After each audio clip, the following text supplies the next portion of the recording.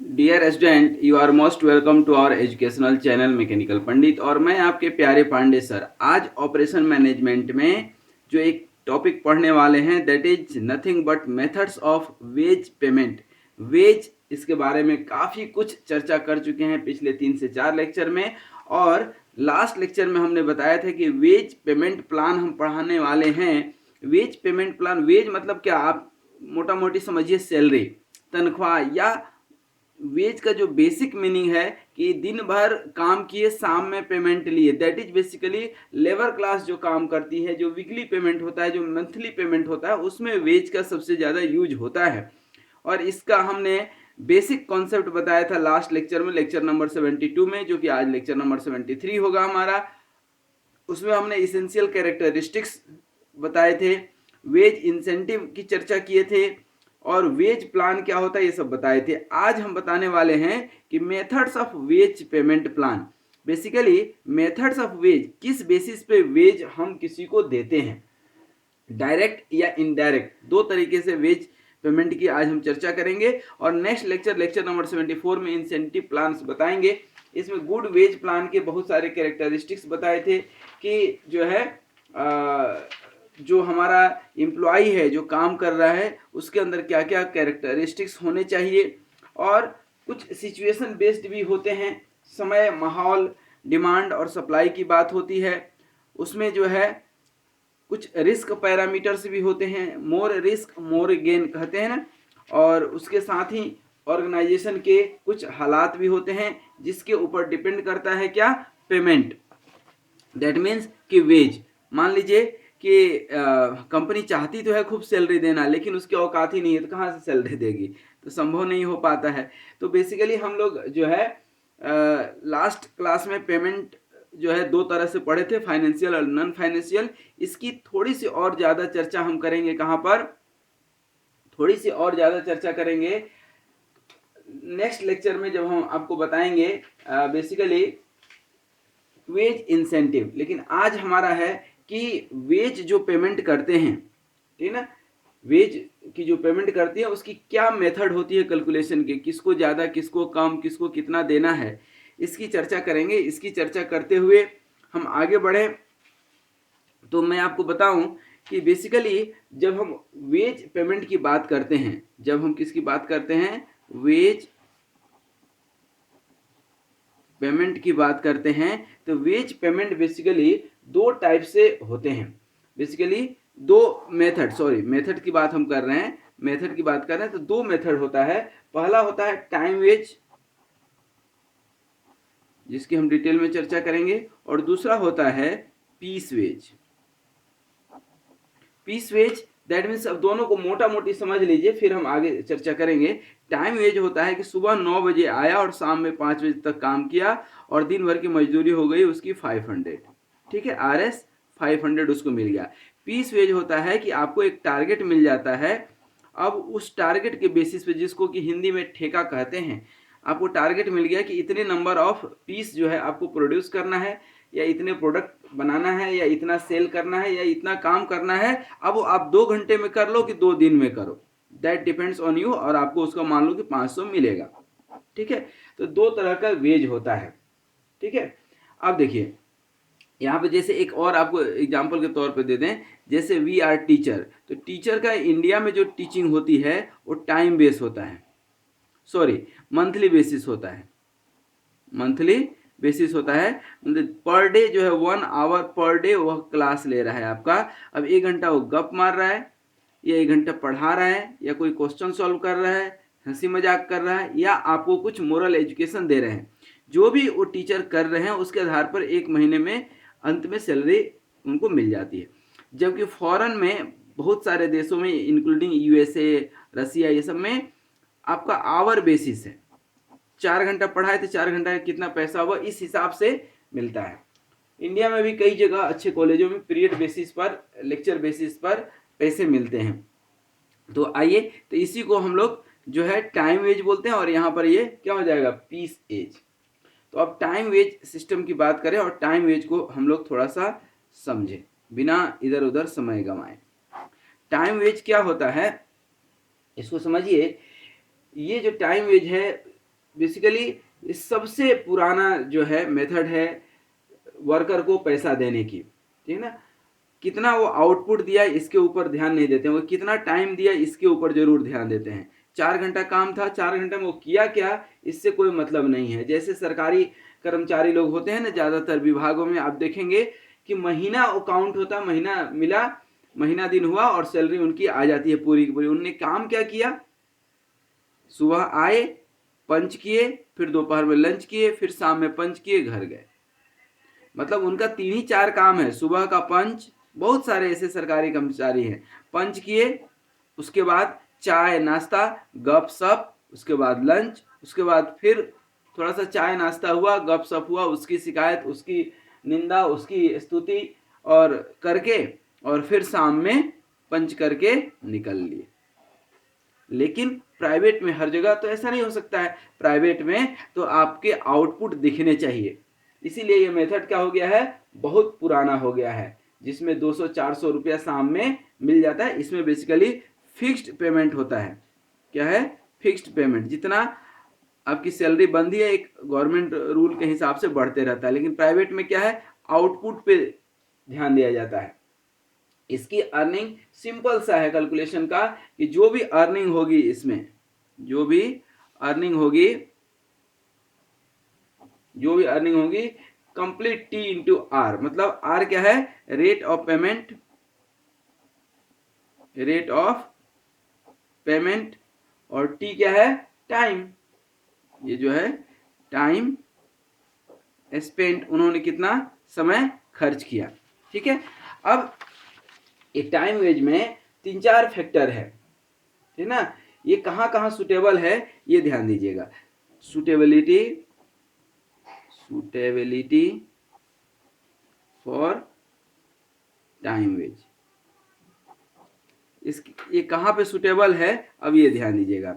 सबसे पहले ये कहाँ पे, कि जब प्रोडक्टिविटी जो है ज़्यादा इम्पोर्टेंट नहीं है, productivity of employee is not so important, ठीक है ना। प्रोडक्टिविटी हम मेजर कर ही नहीं रहे हैं, परफॉर्मेंस मेजर कर ही नहीं रहे हैं, ठीक है। उस जहाँ पर क्वालिटी ऑफ प्रोडक्ट इम्पोर्टेंट नहीं है, क्वालिटी ऑफ प्रोडक्ट भी इम्पोर्टेंट नहीं है, ठीक है ना। क्वालिटी ऑफ प्रोडक्ट, क्वांटिटी भी इम्पोर्टेंट नहीं है, ठीक है। आए कर दिए, ठीक है ना। Individual employee do not have any control over production, production control की बात भी नहीं कर रहे हैं। और इसीलिए आप देखेंगे कि ज़्यादातर गवर्नमेंट सेक्टर की प्रोडक्शन कंपनी बंद हो गई, क्योंकि इन सब चीज़ों पे ध्यान ही नहीं है। वो तो सामने वाला पूरा सैलरी उठा रहा है, ठीक है ना। क्लॉज, अब यहाँ पे संभव कहाँ पे है, क्लॉज सुपरविजन। अब ये जो है clause supervision is very important. क्यों, ध्यान दीजिएगा, इन चीज़ों पे कोई बंदिश है नहीं, तो कोई ना कोई सुपरवाइज करने वाला हो तभी तो काम करेगा, नहीं तो सुबह से तो अभी जो हमने आपको एग्जांपल दिया कि पंच और लंच में ही निकाल देगा। इसलिए कोई ध्यान देने वाला हो, सामने बैठ के काम करा रहा हो कि हाँ भैया कितना जो है क्वांटिटी निकला, उसकी क्वालिटी अच्छी है कि नहीं, प्रोडक्शन अच्छा चल रहा है कि नहीं, तब तो संभव है क्लॉज सुपरविजन में। जैसे आप घरों में देखते होंगे, काम करने वाला लेबर आया और 9 बजे से लेके 5 बजे तक आप उसके पीछे पीछे खुद लगे रहते हैं, वो काम कर रहा है कि नहीं। ऐसा तो नहीं कि चाय पीने में 1 घंटा निकाल दिया, गया नाश्ता करने तो 2 घंटा में नाश्ता ही करके आ रहा है। तो वो कब संभव है, तो 2 ही तरीका है, या तो आउटपुट दे दे कि भैया इतना शाम में काम करके जाना ही जाना है, या दूसरा तरीका है कि हम उसके पीछे पीछे लगे रहें, ठीक है ना। यहाँ पर जहाँ वर्क डिले फ्रीक्वेंट है और बियॉन्ड दी वर्कर्स है, वहाँ भी टाइम वेज सुटेबल है। टाइम वेज का भी अपना कुछ एडवांटेज है, हर चीज़ का डिसएडवांटेज ही नहीं होता है। उस समय से हम एडवांटेज डिसएडवांटेज की बात करें, इसका कुछ अपना एडवांटेज भी है। क्या एडवांटेज है दोस्तों, इसका एडवांटेज है कि इसमें सिंप्लिसिटी आपको देखने मिलेगा। बेसिकली जो मेथड ऑफ वेज पेमेंट की बात कर रहे हैं ना, कि वेज हम देंगे कैसे, तो इसका कैलकुलेशन आसान होता है। इसमें कैलकुलेशन में ज़्यादा एक फिक्स्ड सैलरी होती है, ठीक है ना। वर्कर्स को कोई दिक्कत नहीं होती है वेज कैलकुलेट करने में, और मालिक को भी, मतलब ऑर्गेनाइजेशन को भी कोई दिक्कत नहीं होती है। उसके बाद दूसरा होता है सिक्योरिटी। सिक्योरिटी का मतलब क्या होता है कि मिनिमम वेज जो है सबको, जो भी सैलरी है, इन स्पाइट ऑफ आउटपुट, ठीक है ना, irrespective of any other hurdles, उसको इतना मिलेगा ही मिलेगा सैलरी, ये फिक्स रहती है। दूसरी रहती है कि better quality of product, better quality. अच्छा, अब आप बोलिएगा कि सर आप पहले तो बताए थे कि क्वालिटी का कोई गारंटी नहीं है। नहीं, इसमें चूंकि क्वांटिटी कोई टारगेट नहीं है ना, तो आदमी सोचता है कि दी बेस्ट करके दे। देखिए, हर आदमी के अंदर इंसानियत मरी तो नहीं है ना, कुछ लोग भी अच्छे तो हैं, तो अच्छा काम करते हैं, तो इसकी क्वालिटी बहुत अच्छी मिलती है। इसीलिए आप देखेंगे कि पहले पुरानी कंपनियों में जो है क्वालिटी बहुत बेस्ट रहती थी, भले क्वांटिटी उतनी नहीं होती थी, लेकिन क्वालिटी बहुत अच्छी रहती थी। Support of union, support of, चूंकि इसमें वर्क प्रेशर नहीं होता है तो लोगों को नेतागिरी करने का भी जो है समय मिल जाता है और अच्छा खासा यूनियन का सपोर्ट मिल जाता है। Basically this method is acceptable by the unions, कह सकते हैं ना। जो बिगिनर्स होते हैं, है ना, it is beneficial, beneficial for beginners. जो शुरू में जॉब पकड़े हैं, नया नया है, वहां पर ये बेनिफिशियल है। और लास्ट है लेस वेस्टेज, इसमें वेस्टेज की चांसेस कम से कम होती है, क्योंकि जो है वर्कर को कोई जल्दबाजी है नहीं, ठीक है ना। मटेरियल या equipments will be properly handled, भागम भागी नहीं है, इसलिए काम खराब नहीं होता है। जहां पर ज़्यादा फास्ट प्रोडक्शन होता है ना, अब देखिए एक्सीडेंट बैलगाड़ी से थोड़े होता है, मोटरसाइकिल से होता है, कार से ही होता है, क्योंकि आप फास्ट चलते हैं। जहाँ फास्ट चलेंगे वहाँ एक्सीडेंट की चांसेस रहेगी, स्लो चलेंगे तो थोड़ी एक्सीडेंट होगा, नहीं होगा, ठीक है। इसके कुछ लिमिटेशन भी हैं, जिसको डिसएडवांटेज आप बोल सकते हैं। इसकी डिसएडवांटेज क्या है? इसकी डिसएडवांटेज ये है कि नो इंसेंटिव, बोनस जो है, नो इंसेंटिव, कोई टारगेट आपको दिए नहीं तो काहे का इंसेंटिव, काहे का बोनस नहीं मिलेगा, ठीक है ना। इसमें वेस्टेज ऑफ टाइम, जैसा कि अभी हमने आपको पूरी कहानी ही बताई, वेस्टेज ऑफ टाइम बहुत ज़्यादा जाता है। अब देखिए टॉपिक हमने लिखा दिया, इसके अंदर कुछ लिखना हो तो आप 2-4 लाइन एग्जाम में लिख सकते हैं, बाद बाकी आपका एक जनरल नॉलेज तो आपका यहाँ स्ट्रांग हो गया। टॉपिक मेन पॉइंट याद कर लीजिए कि एडवांटेज क्या है, सिंप्लिसिटी तो आप आगे लिख लीजिए, ठीक है ना। इसमें लो प्रोडक्शन, जब आप क्वालिटी पे ज़्यादा ध्यान देंगे और क्वांटिटी का जो है आपने टारगेट दिया नहीं है, तो प्रोडक्शन जनरली इसमें स्लो होता है, ठीक है ना। इसमें difficult to find labour cost, find labour cost क्या होता है कि आप देखेंगे कि लोग कहते हैं ना कि प्राइवेट का 50,000 का नौकरी और सरकारी का 10,000 नौकरी, तो कहने का मतलब क्या है कि ये 10,000 में भी सरकारी नौकरी करके खुश है और प्राइवेट में 50,000 का भी करके खुश नहीं है। उसके पीछे लॉजिक सिर्फ इतना सा है कि यहाँ पर आपको आउटपुट, यहाँ पे आपको टारगेट, यहाँ पे आपको एक जो है मिनिमम क्राइटेरिया दिया गया है कि ये फुलफिल करना ही है। यहाँ कोई टारगेट नहीं है, यहाँ पनिशमेंट है, यहाँ कोई पनिशमेंट नहीं है। यहाँ पे आपको 50,000 भी मिल सकता है और 5 रुपया भी नहीं मिल सकता है। You can be kicked out any time, यदि आपने परफॉर्मेंस अच्छा नहीं दिया तो किसी भी समय किक आउट किया जा सकता है। यहाँ पर ऐसा नहीं है सरकारी में, इसलिए सरकारी में लोग 10,000 में खुश हैं, प्राइवेट में 50,000 में खुश नहीं है, ठीक है। सेकेंड लास्ट यदि हम बात करें तो डिफिकल्ट सुपरविजन वर्क, यहाँ पर सुपरविजन वर्क, सुपरवाइजिंग करना बहुत डिफिकल्ट है, सुपरवाइजिंग इज डिफिकल्ट, क्योंकि आप इसको किसी नौकरी से भगा नहीं सकते हो, इसलिए तो लोग नौकरी सरकारी खोजता है कि कम से कम कोई भगाने वाला तो नहीं रहेगा। और लास्ट है employer and employee trouble, employer and employee trouble, ठीक ना।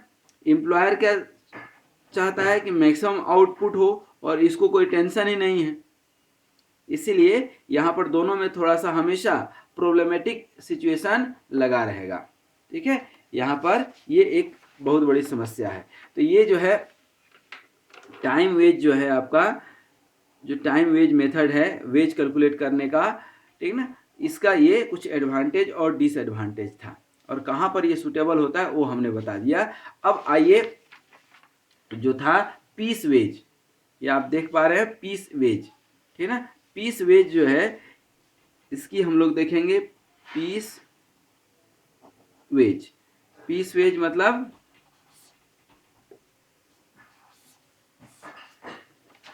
पीस वेज का मतलब क्या है कि पीस सिस्टम, पीस मतलब टारगेट बेस्ड, ठीक ना, आउटपुट बेस्ड। यहाँ पर आउटपुट इज वेरी इंपॉर्टेंट, ठीक है ना। यहाँ टाइम इंपॉर्टेंट नहीं है, आप 2 घंटा काम करोगे 20 घंटा काम करो, there is no consideration for completion of task within the time. आप 2 घंटे में कर लो या 20 घंटे में करो, आपको आउटपुट दिखाना है ना कि टाइम दिखाना है। यहाँ पर जो है आपको टाइम के हिसाब से नहीं दिया जाएगा, यहाँ पर जो है रेट पर यूनिट के हिसाब से रहेगा, है ना, कि मिनिमम आपको जो है 20 क्वांटिटी प्रोड्यूस करना है। अब 20 क्वांटिटी प्रोड्यूस करेंगे तो इसके हिसाब से मान लीजिए 10 क्रेट से आप लगा लीजिए, और दिन भर काम किए और 2 प्रोड्यूस किए, और 1 घंटा काम किए 20 किए, तो 1 घंटा काम करने वाले को ज़्यादा वेज मिल जाएगा, ज़्यादा सैलरी मिल जाएगी। ये इसका फायदा है। दैट मीन्स कि quantity produced into output into piece rate, आप समझिए जो यहाँ पर क्वांटिटी या सीधा आउटपुट लिखे हम, आउटपुट, ठीक है ना, क्वांटिटी या आउटपुट, दैट मीन्स कि total number of quantity, total number of quantity into piece rate. आ रही बात समझ में कि यहाँ पे जो आउटपुट मिलेगा आपका किसके हिसाब से मिलना है, ध्यान दीजिए, आउटपुट कितना क्वांटिटी प्रोड्यूस किए और एक क्वांटिटी प्रोड्यूस करने पर कितना पैसा आपको मिलना चाहिए था। इसके कुछ एडवांटेज हैं, देख लीजिए। एडवांटेज इसके क्या है, सबसे पहला एडवांटेज है कि wages linked to efforts, wages directly linked to efforts, कि आपने कितना मेहनत किया है। दूसरा है इंक्रीज इन प्रोडक्शन, इसमें क्या है, इंक्रीज इन प्रोडक्शन, प्रोडक्शन इसका बढ़ेगा। लेकिन क्वांटिटी प्रोड्यूस करने का मतलब ये नहीं है कि क्वालिटी जीरो जाएगी, बिल्कुल नहीं, क्वालिटी भी अच्छी मिलेगी, क्योंकि क्वालिटी तो फर्स्ट पैरामीटर है। क्वालिटी के साथ, ठीक ना, नंबर ऑफ क्वांटिटी ज़्यादा चाहिए। Better utilisation of, better utilisation of equipments,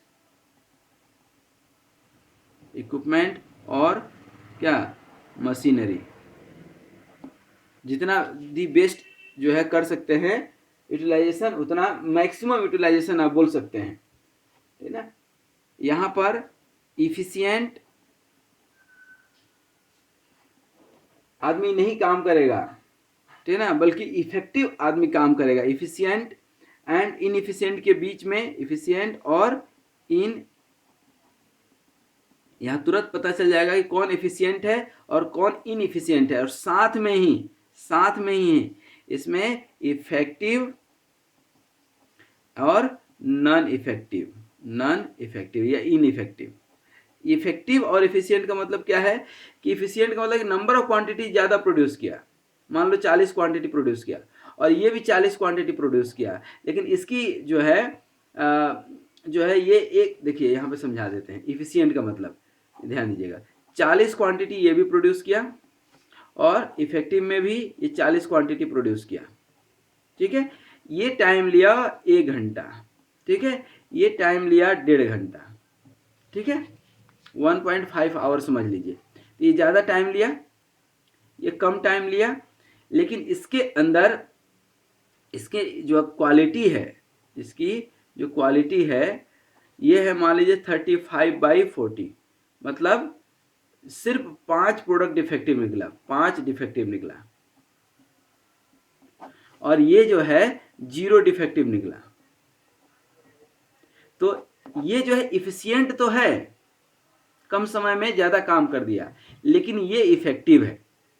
आ रही बात समझ में? क्योंकि सिर्फ और सिर्फ क्वांटिटी इंपॉर्टेंट नहीं है, क्वालिटी भी जो है बहुत इंपॉर्टेंट है। ठीक है, इसमें जो है सुपरविजन की ज़्यादा जरूरत नहीं पड़ती है, लेस सुपरविजन, कम से कम सुपरविजन में ही आपका काम हो जाता है। यहां पर क्या है, effective cost control, effective cost control, cost control यहां पर आसान है। Better planning and control, better planning, better planning and control. ठीक है, तो these are the advantage of the piece wage. जो पीस वेज सिस्टम है हमारा, उसका ये एडवांटेज है।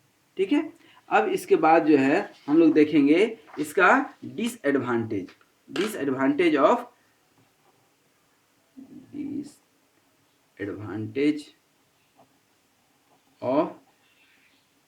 Piece wage method.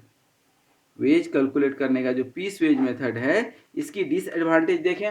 सबसे पहला क्या है, no guarantee of minimum wage, no guarantee of minimum wage, मतलब सुबह से शाम तक काम किए आप, हो सकता है कि आपको 1000 भी मिल जाए, लाखों मिल जाए और 0 मिल जाए। क्योंकि यदि काम पसंद नहीं आया सामने वाले को, आपकी क्वालिटी या क्वांटिटी उस मिनिमम लेवल पर नहीं पहुंचती है, तो हो सकता है कि आपको 0 मिले बजाय 1000 के। ठीक है ना, हीरो बनाने के बजाय सामने वाले 0 बनाकर भेज देगा घर पे। दूसरा जो है कि पुअर क्वालिटी ऑफ गुड्स और प्रोडक्ट कई बार इसमें मिलता है, हमेशा तो नहीं बोल सकते हैं। पुअर क्वालिटी ऑफ गुड्स या आउटपुट, कहने का मतलब क्या है यहाँ पर कि चूंकि क्वांटिटी पे फोकस हो गया ना, वो दिक्कत जाती है। ये जो है not suitable for beginner, not suitable for beginners, fresher के लिए। ठीक है ना, मतलब ये क्या है, फ्रेशर के लिए टारगेट पे काम जो है सही नहीं होता है, क्योंकि उसको सीखने में थोड़ा समय चाहिए। आराम से काम करेगा तो ही वो सीख भी पाएगा और तो ही वो कर भी पाएगा, अदरवाइज वो कर भी नहीं पाएगा। यहाँ चूंकि लिमिटेशन क्या है कि चूंकि मतलब हाई बाप करके काम लोग करते हैं, तो इसमें हेल्थ का डिटोरिएशन ज़्यादा होता है, रिस्क लेकर काम करते हैं ना, तो deterioration of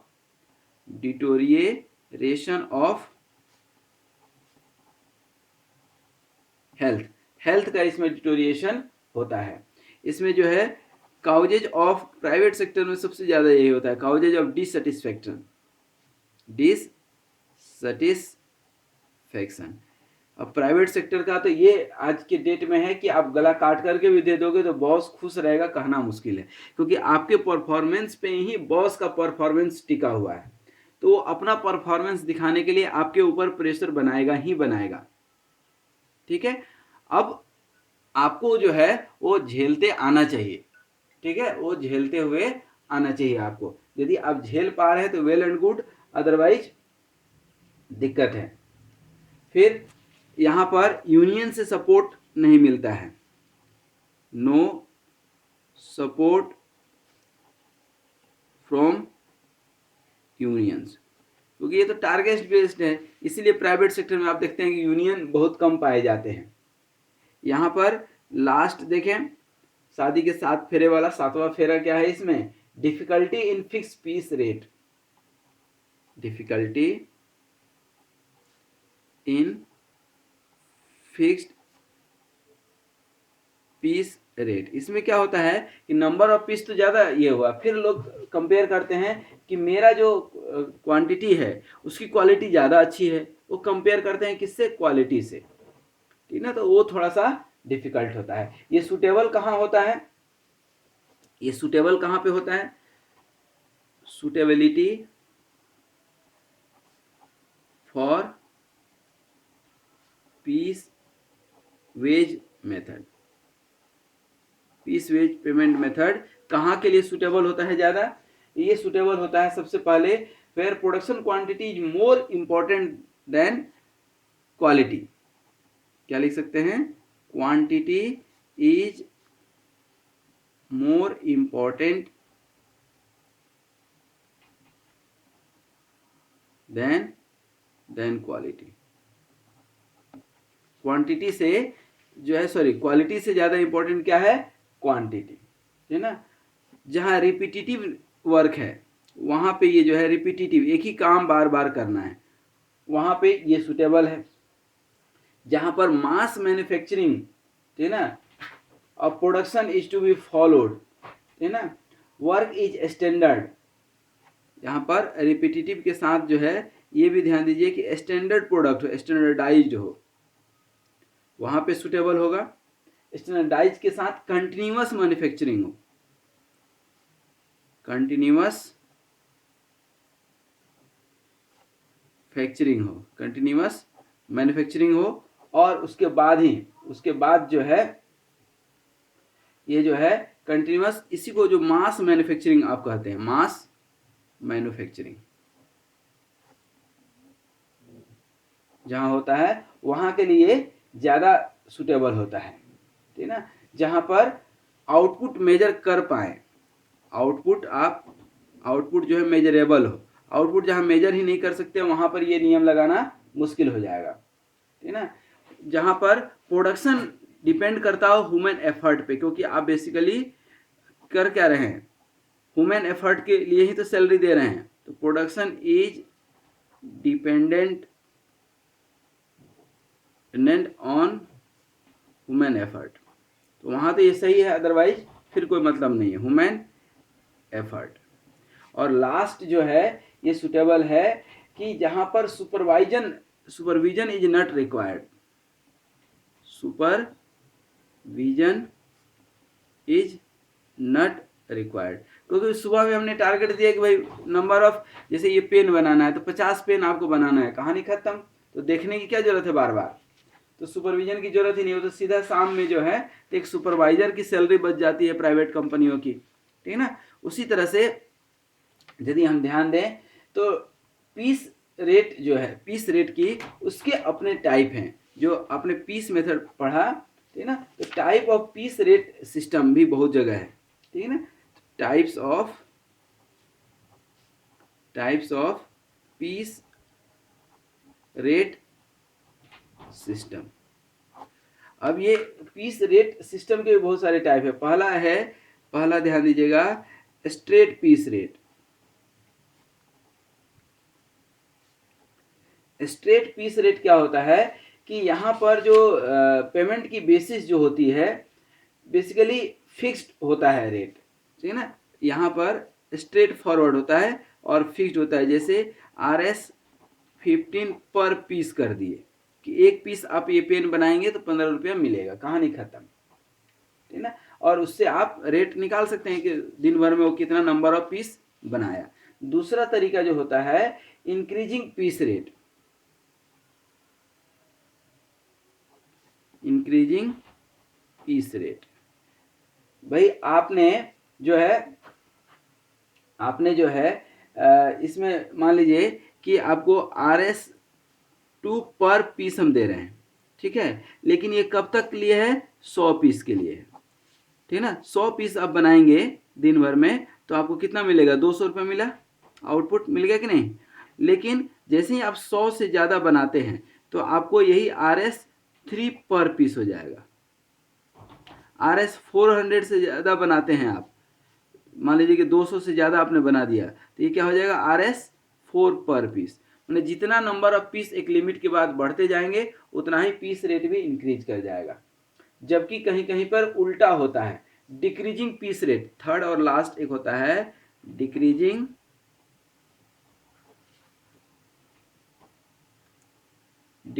peace rate. Decreasing piece rate क्या होता है कि क्वालिटी जो है, क्वालिटी आपकी ग्रेट कंसिडरेशन है, क्वालिटी सबसे ज़्यादा इम्पोर्टेंट है जहाँ पर, वहाँ पर डिक्रीजिंग मतलब RS आपको मान लीजिए कि 150 पर पीस दिया गया, है ना, तो आपको एक टारगेट दे दिया गया है, ठीक है ना, कि आपको 150 पर पीस है तो 10 पीस ही बनाने हैं, ठीक है ना। अब यहाँ पर जैसे ही आप 100 से ऊपर गए, 100 पीस बनाना है दिन भर में, अब 100 से और 9 से 5 काम करना है। अब सामने वाला 4 बजे ही काम खत्म कर लिया, फिर भी 1 घंटा इसी के क्वालिटी को इम्प्रूव करने में वह समय अपना देगा, बजाय कि 100 से वो 150 यदि बना लेता है तो ये 150 के जगह पर उसको मिलेगा 120 रुपया, ठीक है ना। तो क्वालिटी जहां पर ज्यादा इंपॉर्टेंट होता है वहां पे डिक्रीजिंग पीस रेट लगा देते हैं, ठीक है। तो आज के लेक्चर में आप ध्यान देंगे तो क्या क्या हम लोग पढ़ लिए, थोड़ा सा ध्यान दे लीजिए। Methods of wage payment, wage payment जो है कितने तरीके से किया जाता है, तो 2 तरीका होता है, टाइम वेज समय आधारित और आउटपुट आधारित, ये हमने आपको समझाया। टाइम वेज के बारे में हमने काफ़ी कुछ बताया, टाइम वेज कहाँ पर यूज करना चाहिए ये भी हमने आपको बता दिया। देख लीजिए कि टाइम वेज कहाँ पर सुटेबल होता है, टाइम वेज के क्या एडवांटेज हैं और क्या डिसएडवांटेज है, ये हमने आपको बता दिया। फिर इसके बाद जो है हम आ गए पीस वेज पर। पीस वेज पर हमने आपको बताए कि ये पीस वेज मतलब आउटपुट आधारित हो गया, रेट पर यूनिट होता है, जितना क्वांटिटी प्रोड्यूस करेंगे उसी हिसाब से आपका वेज डिसाइड होगा, वेज मतलब सैलरी। और यहाँ पर एडवांटेज ये हो गया, वेज को पहले लोग बोलते थे, अभी भी बोलते हैं कि दिहाड़ी, ठीक है ना, दिन भर काम किए शाम में मिल गया। तो वेज लिंक्ड टू एफर्ट्स, ये सब हमने क्या क्या एडवांटेज है ये हमने बताए, और फिर इसके क्या डिसएडवांटेज है ये भी हमने आपको बताए। किसका, पीस वेज मेथड का, ये डिसएडवांटेज हो गया। और फिर ये कहाँ के लिए सूटेबल है ये हम बताए। पीस वेज मेथड में ही जो है 2-3 टाइप के मेथड होते हैं, straight piece rate, straight piece rate, फिर ये इंक्रीजिंग पीस रेट, और लास्ट में क्या है, डिक्रीजिंग पीस रेट। तो ये हमने आपको बताया। अब नेक्स्ट लेक्चर में वेज इंसेंटिव, चूंकि लेक्चर बड़ा हो जाता है इसलिए एक साथ नहीं करते हैं, तो ये लेक्चर नंबर क्या था हमारा 73। अब नेक्स्ट जो है लेक्चर नंबर जो हमारा होगा 74, उसमें मैं बताऊंगा वेज इंसेंटिव कि ऐसा कौन सा काम आप करते हैं इंडस्ट्री में जिससे कि आपको इंसेंटिव ज़्यादा मिलता है, या इंसेंटिव कितने टाइप्स के होते हैं, ये सब लेक्चर नंबर 74 में हम डिस्कस करेंगे नेक्स्ट लेक्चर में। आज यहीं तक, thank you very much for watching this video and be happy, healthy and keep smiling. Wish you all the best, and also at last but not least, make sure that you have shared this video with your classmate. Thank you.